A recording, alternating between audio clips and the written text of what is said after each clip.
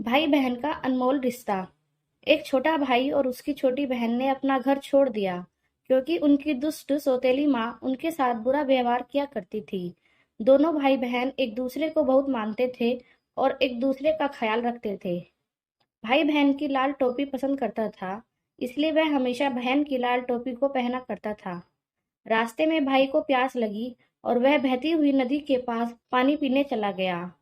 लेकिन उसकी दुष्ट सौतेली माँ, जो कि वास्तव में एक जादूगरनी थी, ने सभी जलधाराओं में जादू कर दिया था।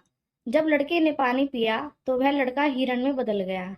इसी बीच बहन को जंगल में एक छोटा सा घर मिल गया और दोनों वहीं रहने लगे। साल बीत गए। फिर एक दिन हिरण बन चुका भाई जंगल में भोजन की तलाश में भटक रहा था।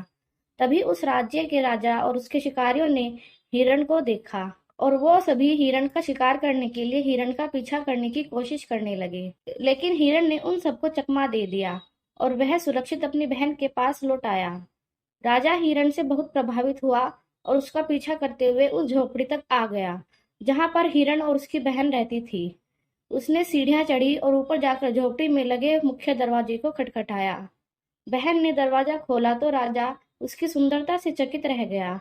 राजा ने तुरंत लड़की से शादी करने के लिए पूछ लिया। लड़की मान गई और अपने भाई हिरण के साथ महल में रहने चली गई। जल्दी ही लड़की ने एक राजकुमारी को जन्म दिया। जब यह खबर लड़की की सौतेली माँ तक पहुंची तो उसे बहुत जलन हुई। वह चाहती थी कि उसकी अपनी बेटी रानी बने। उसने अपनी सौतेली बेटी यानी कि रानी को मार डाला और अपनी बेटी को युवा रानी की तरह बना दिया और उसे राजा के कमरे में बिठा दिया। राजा को नहीं पता था कि यह झूठी रानी है। हर रात सच्ची रानी का भूत अपने बच्चों को खाना खिलाने के लिए कमरे में आती और हिरण बने भाई को प्यार से सहलाती, उसके साथ खेला करती। एक रात राजा ने उसे ऐसा करते हुए देख लिया। तब राजा ने उससे पूरी बात जाननी चाही तो उसने उसे पूरी कहानी सुनाई। क्रोधित राजा ने दुष्ट चुड़ैल और उसकी बेटी दोनों को जेल डाला। तुरंत रानी फिर से जिंदा और उसका भाई फिर से इंसान बन गया। इसके बाद वे हमेशा के लिए खुशी से रहने लगे। इसलिए कहते हैं कि भाई बहन का प्यार और रिश्ता अनमोल होता है। आशा करती हूँ आपको यह कहानी पसंद आई होगी। आपकी इस कहानी पर क्या राय है कमेंट करके जरूर बताएं और चैनल पर नए हैं तो चैनल को सब्सक्राइब करें।